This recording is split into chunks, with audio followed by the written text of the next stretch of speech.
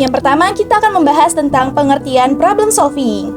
Jadi teman-teman, kita mempunyai beberapa pengertian problem solving menurut para ahli nih. Yang pertama, menurut Salso 2008. Proses berpikir terarah untuk mencari solusi secara spesifik.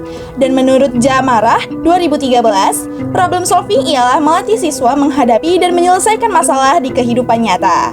Yang ketiga, yaitu proses menggunakan pengetahuan dan keterampilan untuk mencapai tujuan. Jadi, dapat kita simpulkan nih bahwa problem solving ialah proses berpikir dan hasil solusi yang nyata. Teman-teman sekalian, kita akan membahas tentang prinsip-prinsip problem solving. Yang pertama, masalah harus sesuai dengan kemampuan. Maksudnya di sini, jika kompleks, maka masalah tersebut harus dibagi menjadi bagian kecil nih teman-teman. Yang kedua, gunakan data yang ada. Meskipun data yang kita pegang tidak lengkap, namun data itu tetaplah penting teman-teman. Yang ketiga, cari alternatif solusi. Jangan pernah terpaku pada satu cara ya teman-teman. Yang keempat, pahami masalah sebelum cari solusi nih. Jangan terlalu terburu-buru untuk menyelesaikan masalahnya. Yang kelima, kita harus memisahkan ide dan juga evaluasi nih. Dan biarkan kreativitas bebas saat brainstorming. 6. Situasi masalah. Jadi, situasi pilihan itu kita ubah menjadi fleksibel dalam mencari solusi nih. Yang ketujuh, objektivitas terhadap pemimpin. Kita jangan terlalu langsung menerima tanpa adanya kritik ya teman-teman. Selanjutnya, tahapan problem solving. Yang pertama, kita harus identifikasi masalah. Maksudnya di sini, kita harus sadari dulu nih, apa dari masalah itu. Yang kedua, definisi masalah. Kita harus merumuskan dengan jelas maksud dari masalah yang sedang kita tangani. Yang ketiga, membangun strategi. Kita harus menentukan pendekatan yang tepat agar masalah tersebut cepat terselesaikan dengan baik. Yang keempat, mengorganisir informasi.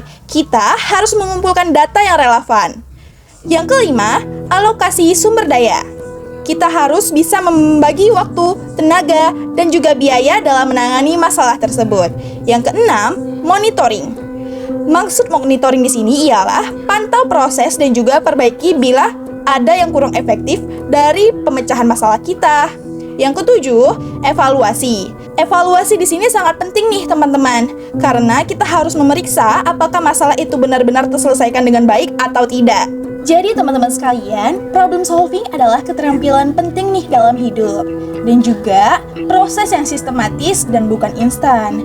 Jadi jangan takut pada masalah, malah harus jadikan itu sebagai peluang untuk belajar dan juga berkembang. Mengambil keputusan adalah proses intelektual sekaligus perilaku yang dilakukan individu maupun kelompok dalam menentukan pilihan terbaik dari berbagai alternatif yang tersedia. Proses ini tidak berhenti pada memilih salah satu opsi, melainkan mencakup tahap-tahap penting seperti analisis masalah, penilaian dampak, perumusan strategi, hingga implementasi hasil keputusan. Nah, dalam literasi manajemen modern, pengambilan keputusan dipandang sebagai jantung dari manajemen. Hal ini disebabkan karena semua fungsi manajemen mulai dari perencanaan, pengorganisasian, pengarahan, hingga pengendalian selalu bermuara pada pengambilan keputusan. Tanpa adanya keputusan, fungsi manajemen lain tidak akan dapat dijalankan secara optimal. Nah, dengan demikian, pengambilan keputusan dapat dimaknai dengan suatu rangkaian proses berpikir, kritis, dan sistematis yang bertujuan menemukan pilihan terbaik yang bersesuaian dengan. Nah, pengambilan keputusan dapat dikelompokkan menjadi dua jenis besar. Yang pertama itu keputusan terprogram. Keputusan terprogram adalah keputusan yang bersifat rutin, berulang, serta terstruktur. Karena sifatnya yang berulang, solusi dari keputusan ini biasanya telah tersedia dalam bentuk aturan baku atau standar operasi. Contoh keputusan terprogram adalah seperti yang pertama itu pengisian ulang stok barang jika jumlahnya mencapai minimum, prosedur persetujuan cuti tahunan bagi karyawan, serta pembayaran gaji setiap bulan serta sesuai kontrak. Nah, yang kedua itu adalah keputusan tidak terprogram. Berbeda dengan keputusan terprogram, keputusan tidak terprogram adalah keputusan yang bersifat unik, jarang terjadi, tidak terstruktur, serta tidak memiliki aturan baku dalam penyelesaiannya. Keputusan ini menuntut pemikiran analitis, kreativitas, serta intuisi yang tajam dalam keputusan. Contoh keputusannya itu tidak lain pertama, keputusan strategis untuk mengakuisisi perusahaan bersaing. Dan yang kedua itu menangani bisnis mendadak seperti bencana alam atau kasus hukum. Setelah itu mengembangkan produk atau layanan baru yang akan belum pernah ada. Nah, yang terakhir ada fase-fase langkah dalam decision making.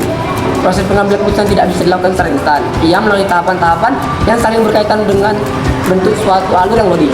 Dalam beberapa langkah dalam decision making diantaranya itu yang pertama, identifikasi masalah. Tahap ini merupakan tahap awal yang sangat menentukan. Menjelaskan bahwa kesalahan dalam mengidentifikasi masalah akan mengarahkan organisasi pada solusi yang tidak efektif. Nah, yang kedua itu adalah pengembangan alternatif. Setelah masalah diidentifikasi, langkah berikutnya adalah menyusun berbagai alternatif solusi. Nah, yang ketiga itu evaluasi dalam pemilihan alternatif. Semua alternatif yang ada harus dievaluasi berdasarkan kriteria yang telah ditentukan, seperti biaya, risiko, manfaat, serta dampaknya terhadap organisasi. Nah, yang keempat itu adalah implementasi keputusan. Setelah alternatif dipilih, keputusan apa perlu dilaksanakan. Tahap ini mencakup penyusunan rencana, operasional, pembagian tugas, penyediaan sumber daya, serta koordinasi antar bagian. Nah, yang terakhir itu adalah tahap 5, yang itu adalah monitoring dan evaluasi. Tahap terakhir adalah memantau pelaksanaan keputusan dan mengevaluasi hasilnya. Pada periode 2022 hingga 2024 silam, PT Astra International Tbk menghadapi tantangan serius dalam pengambilan keputusan strategis, khususnya di divisi otomotif dan digitalisasi layanan purnajual. Pada tahun 2022, laporan internal perusahaan menunjukkan adanya penumpukan stok kendaraan di beberapa wilayah. Hal tersebut dikarenakan prediksi permintaan yang kurang akurat.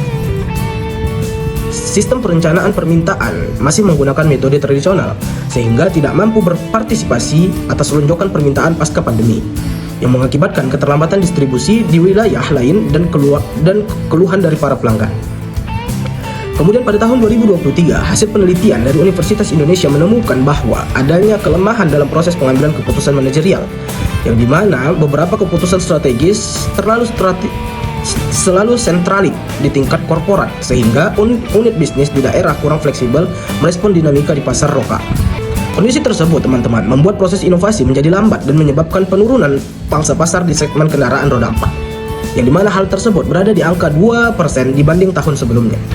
Permasalahan memuncak pada tahun 2024 ketika audit operasional mengungkapkan bahwa tingginya biaya operasional gudang akibat ketidakefisienan rantai pasok dan kebutuhan pembelian suku cadang yang tidak mempertimbangkan data penjualan historis, sehingga banyak stok suku cadang yang menumpuk dan tidak terjual.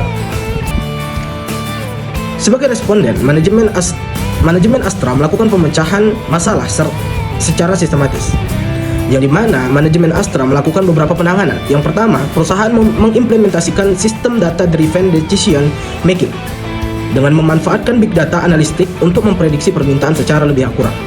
Kemudian hal yang kedua yang dilakukan oleh PT Astra dengan cara mengambil keputusan strategis.